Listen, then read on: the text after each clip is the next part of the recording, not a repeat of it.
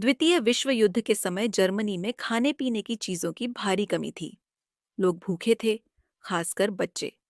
अपनी साप्ताहिक साइकिल यात्रा के दौरान शहर जाते समय अन्ना दुकानों में खाने का सामान खोजने लगी।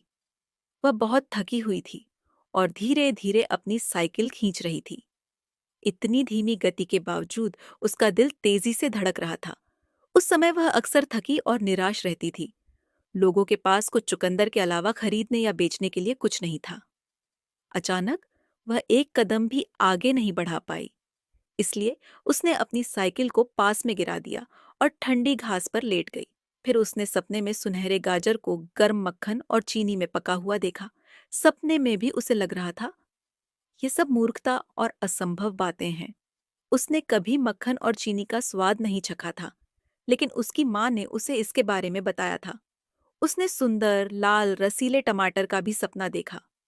अन्ना एक टमाटर खाने ही वाली थी कि वह गायब हो गया। वह जाग गई, करवट ली। उसके पास दाईं ओर एक छोटी मुर्गी चर रही थी।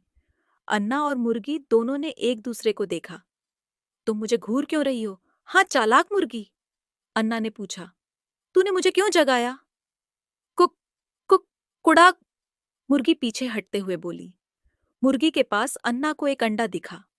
उसने सावधानी से उसे जमीन से उठाया। वह अभी भी गर्म था।